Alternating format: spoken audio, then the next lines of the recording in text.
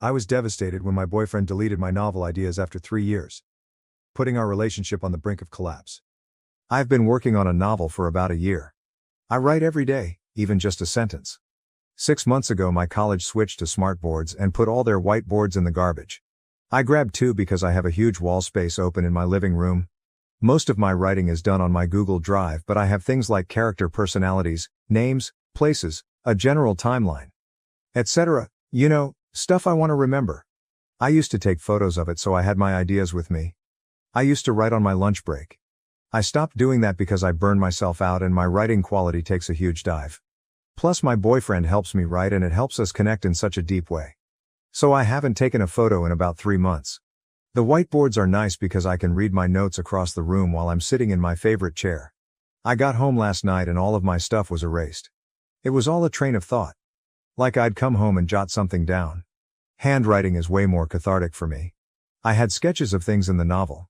I'd basically have to go through and remember every single thing on it. I have a lot of it stored in my head or on my Google Drive, but there are some things I'll never get back. But it's the fact he erased it. We don't live together. He told me I've been focusing too much on it and have no time for him. We hang out at my house 5-6 nights a week. I write while he plays video games. It's a good dynamic and I thought we enjoyed it. We are always laughing and he helps me with my wording and I Google stuff to help him in his game. This is the first time he's mentioned it bothering him. If he had brought it up, we could have talked about it, but he went nuclear and I have no idea why. I don't know what to do. I'm so frustrated. We have had one serious argument over his driving. He got better. My family took him on vacation a few weeks ago. We watch his nephew all the time. His family paid for my entire spring semester. We are so much a part of each other's lives and I feel so hurt and heartbroken. He's my muse and just the other day we went to the jewelry store to look at rings. My feelings rotate between rage, sadness, confusion, sorrow, anger. Everything. How do I even approach this? Last night I was so upset I asked him to leave. He hasn't texted, he hasn't called, he hasn't stopped by. I keep typing in questions to ask but I keep erasing them. Why did you do it? Are you unhappy with our relationship? What did I do? I'm even more heartbroken due to the fact he hasn't called or texted all day. I'm afraid to call him. I don't want to hear him say he thinks we should break up, or he doesn't want to be with me when I'm writing. Or just ignore my call. TLDR, boyfriend erased the whiteboard I use for my novel writing. He hasn't contacted me at all since it happened. I'm totally lost and heartbroken and angry. How do I possibly handle this? Top comment. 4B3ATS, holy crap. As a fellow writer, I'd be livid if I were you. This is the first time he's mentioned it bothering him. If this is true, and he jumped straight to sabotage, this is fucked up. It's messed up regardless because I'm sure your boyfriend knows how important this work is to you. Like, for him to not try to talk to you about this, after 3 years, is mind-boggling. Who does this? Text him the dreaded "we need to talk" message. Ask him when he's available, and have him come over to use his words like a goddamn adult. Also, take his key away or change your locks if you don't want to be that upfront about it. He lost his privileges. TBH though, in all sincerity, IDK if this is something I could move past. It comes off as so cruel. He knew exactly what he was doing, and he chose to go into your home when you weren't there because he knew he was doing something wrong. He either knows he fucked up, or he feels as though he's in the right, and that's why he hasn't reached out to you. I'm shocked and appalled on your behalf, OP. Relevant comments. The darkest beer. This was an unbelievably fucked up way to deal with those feelings. I hate your boyfriend right now. Remember in Little Women when Amy burns Joe's book because Joe wouldn't let her come to the theater with her? That was pretty messed up, but ultimately Amy was a child, and she would grow up and be better. Your boyfriend can't do better than the most hated March sister.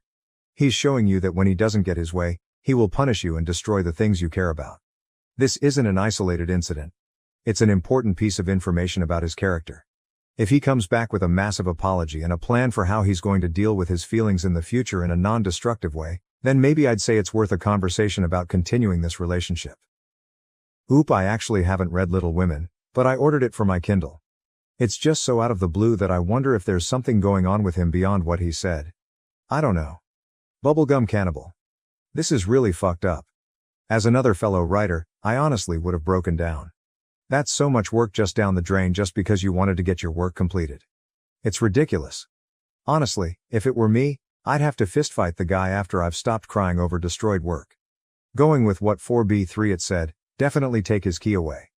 There's no doghouse or, you can get this back when you earn it back about it. I've personally been in this situation where I've had my old novella notebooks used in a grill fire, and with truth, I've never accepted the apologies. The person isn't even a friend to me anymore. Not saying you should dump him or break ties with him in general, oh not at all.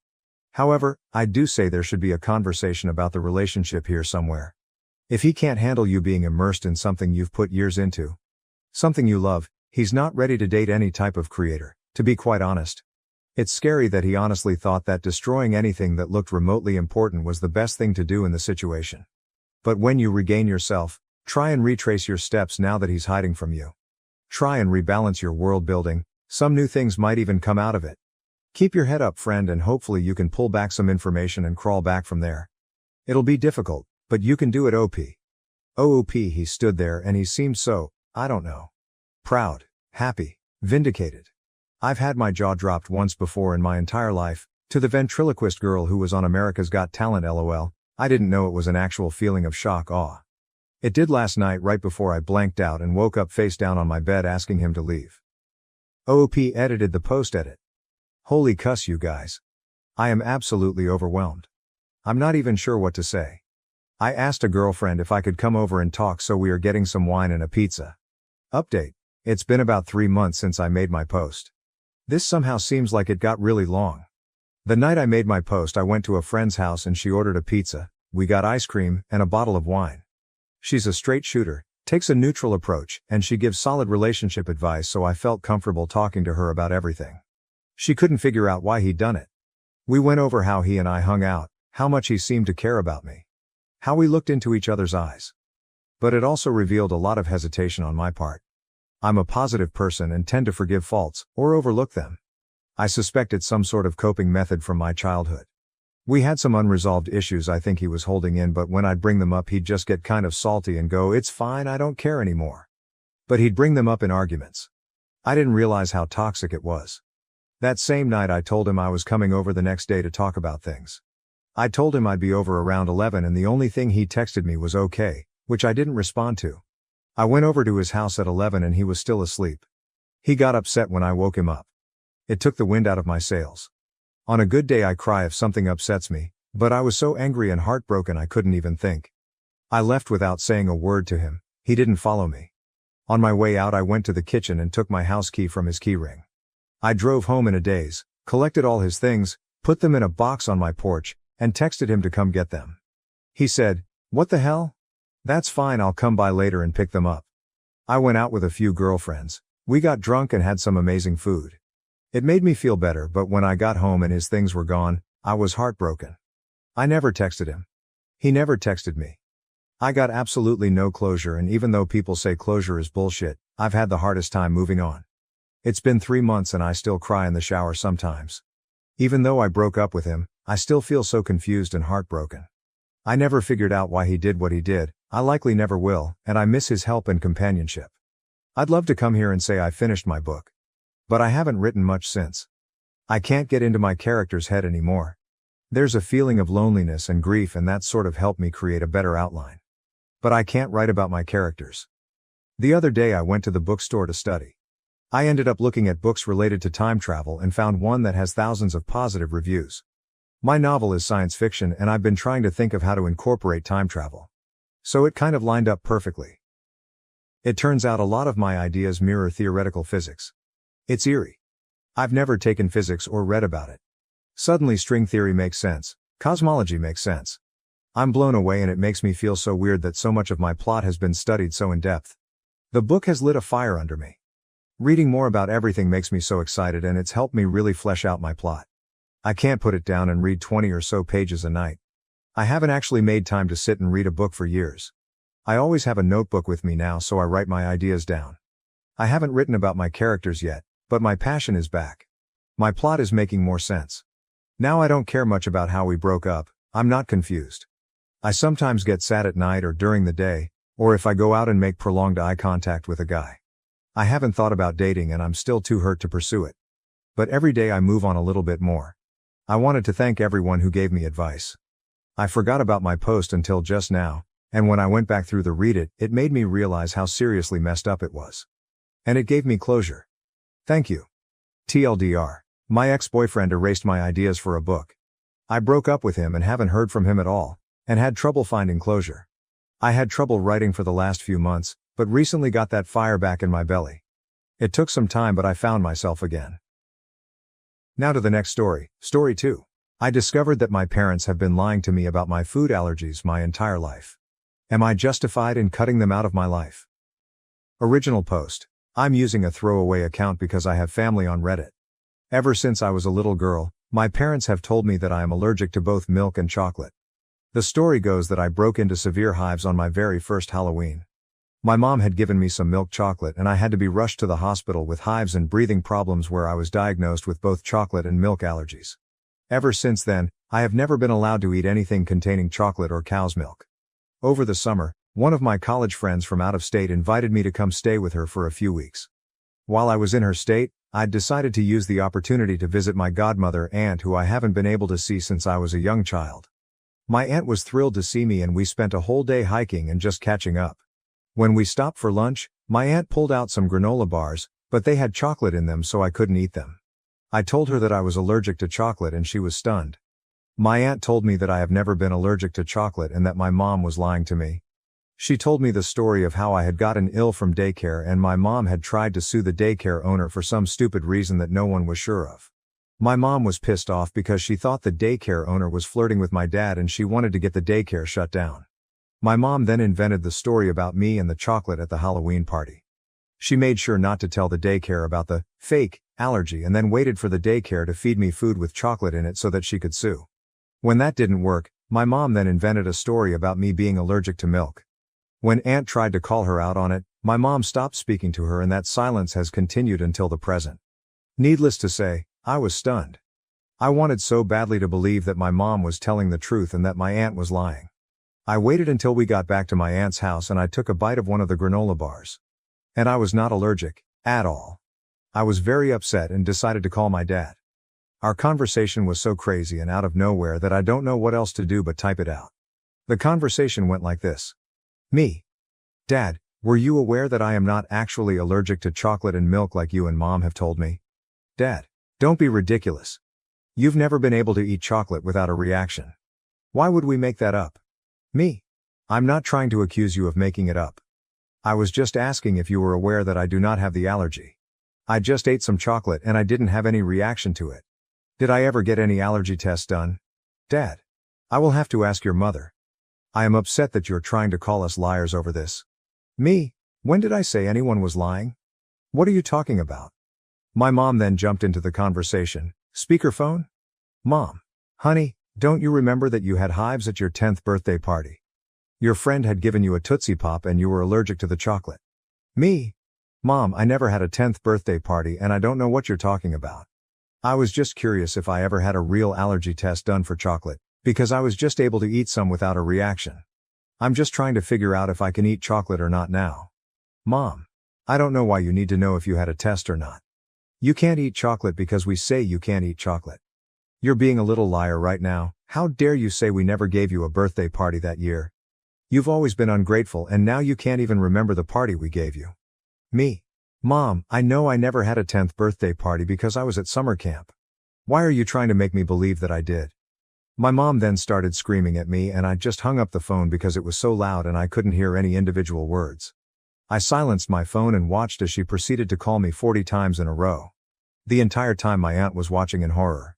My aunt then gave me a hug and told me that this is why she doesn't have a relationship with my mother.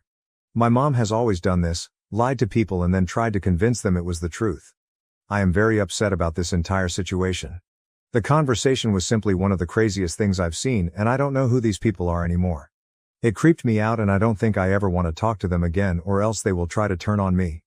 Am I right in wanting to cut these people out of my life? TL.R. Mom and Dad always told me I was allergic to chocolate. I went to visit an estranged aunt in a different state and the aunt revealed my mom made it up to try to sue a daycare. I ate the food I was supposedly allergic to and was fine. I called my parents and they tried to say I was calling them liars and then tried to make up a birthday party. It was crazy and I think they're crazy and I just need to know if it's okay to cut them out of my life. Relevant comments. Flowers 4. I'm just amazed you haven't figured it out sooner. I am allergic to various nuts, and it is said that about once a year I accidentally eat one. But when I was younger my parents kept me away from eating all nuts to be safe. They had chocolate and milk banned from the house and always told my teachers and such about my allergies at the beginning of each school year. I also had to keep an EpiPen in my car starting after I got my license, just in case something bad happened. I didn't have any reason to doubt them until a few months ago when it all came crashing down. Adds about her parents. My mom and dad are two peas in a pod and they are best friends. If she's a narcissist, then I'm 100% positive he is one too. I can't afford an allergy test, but at least I know I'm not going to die from chocolate anymore.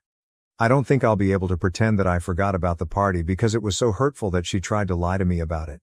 I don't ever want to speak to her again. She doesn't even remember my birthdays and she's my mom. I'll check out the subreddit. Thanks. Update. It's been a while, but I felt the need to update because my mom purchased a one-way ticket to Crazy Town after I made my first post. To summarize what I have found out since my last post. I am not allergic to chocolate. Chocolate is amazing and I am now addicted to the chocolate waterfall at Golden Corral. I am not allergic to milk. I am mildly lactose intolerant, but I was always told it was an allergy to a protein in the milk. I can drink Lactaid with no issues. I had an allergy test done and it confirmed that I'm not allergic to anything except for pollen and some animal dander. My mother is a psycho. After I made my original post, I decided that I was going to cut contact with my parents except through email. My mom called me over 1,000 times the first week and I eventually had to get a new phone and simply stopped answering the old phone and let the battery in it die. To put this in perspective, she used to call me 2-3 times a week and this sudden increase was pure insanity. Since my mom knew where my dorm room was located on campus, I requested to be moved into one of the more private dorm buildings because I was concerned for my privacy. I didn't tell anyone except my college friends about the move and I had thought that everything would be fine. Everything was fine for a few weeks, until I got a call from one of the adjunct professors to help tutor one of the new students. My school has a master tutor list and any student can call the tutors and arrange for help for free. US tutors are paid by the school. I told the adjunct that I would meet the student in the library in a few and grabbed my books and walked over to the library. Lo and behold, the new student was my mom. My mother decided that she would enroll in classes as a student in order to contact me. When I saw her, I froze and immediately tried to leave the library, but she followed me outside and wouldn't leave me alone. I eventually managed to duck into one of the fraternity apartments and was able to lose her, but she has been basically stalking me on campus ever since. I tried to report her to the school, but the campus police told me that since she never made any threats, that there's nothing I can do. I tried reporting her to the normal police as well, but was told the same thing. My mom has not left me any voicemails, or texts or anything at all that I can use to prove what she's doing. My RA has ensured that my mom is banned from my dorm building, only upperclassmen are allowed and my mom is technically a freshman, but beyond that I'm running out of options. My mom posted on Facebook that she is signing up for the same classes as I need to complete my major next semester. She posted her schedule and we are in one of the same classes. And I don't know what else I can do to stop the crazy. She claims that she didn't do anything to hurt me and that I'm just lying about the chocolate and milk allergies. My aunt had to go out of the country for work and I feel so alone with dealing with all of this. My dad has basically ditched and moved out of my mom's house and I haven't been able to get in contact with him either. Any ideas for how to stop the crazy? TL.ER, my mom lied to me for years and told me I had several food allergies. I caught her in the lie and cut off contact. She is now enrolled in the same classes I need to complete my degree and I don't know what I can do to stop her from stalking me. Relevant comments.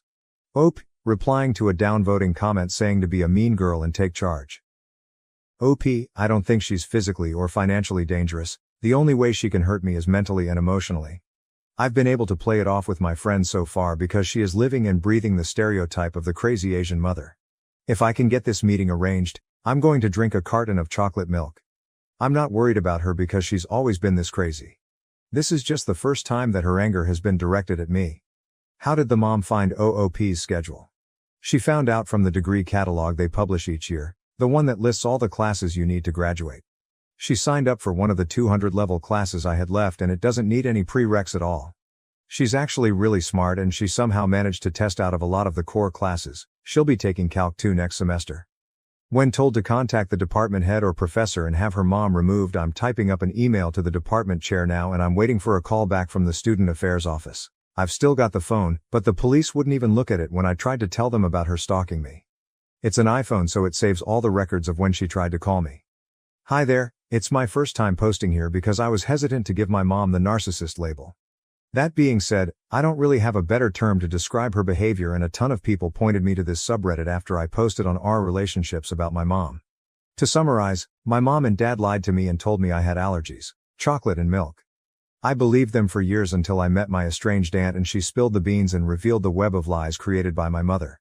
I decided to go no contact with my parents, and my mom snapped and enrolled at my university and was basically stalking me and enrolling in the same classes I need for next semester. I contacted the student affairs department and they arranged a meeting between myself and my mom regarding the stalking. At the meeting, the administrator heard both sides of our stories and pretty much caught my mom in another lie. My mom had her best poker face on and tried to claim that she hadn't contacted me in months. She denied that she had called me repeatedly, denied that she ever tried to get tutoring from me, denied everything she did. She tried to act like she was the victim and that I was just a mean and disrespectful daughter who hated her mom. And that's when I produced my iPhone and showed the administrator the call log from when my mom called me over 1,000 times in a row. This is not an exaggeration. The call log hit quadruple digits. My mom then tried to deny that the number was her cell number, but the administrator looked it up in the student database and it proved she was lying.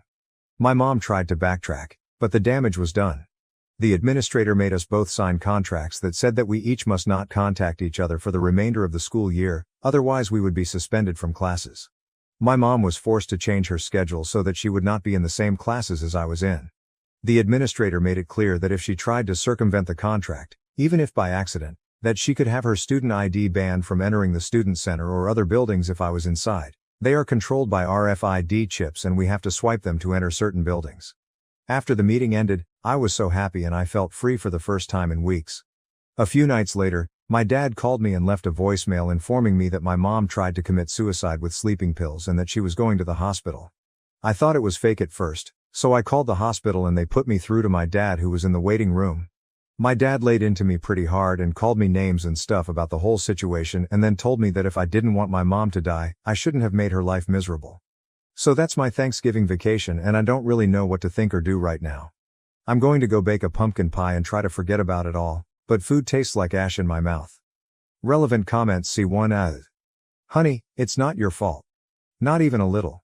She is a very sick person. This suicide attempt is the inevitable conclusion of a long struggle with serious mental illness. Also, while we take all threats of suicide seriously on this sub, her failure to kill herself is notable. It is not hard to kill yourself.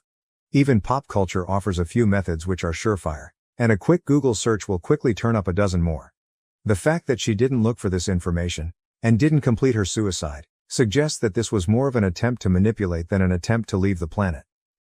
I qualify this quickly with a link to suicide hotlines should anyone be reading this who is considering suicide genuinely. It's a nasty topic to be sure, but it needed to be said. She isn't dead, and that's significant. OOP. Thanks for saying this. My mom is incredibly intelligent and resourceful, and I know that if she really wanted to die she would have been successful. She can recite stats off the top of her head, and I've heard her saying before that most successful suicides involve guns. I know for a fact that she knows what it takes for suicide, and she's smart enough to find a way to hurt herself without leaving lasting damage. She also made sure to put me down on her list of approved visitors and sign all the paperwork, so that the nurses can tell me information without violating HIPAA. She knows that I'm the type of person who would have called the hospital and then I would know all the details and she could guilt me with them.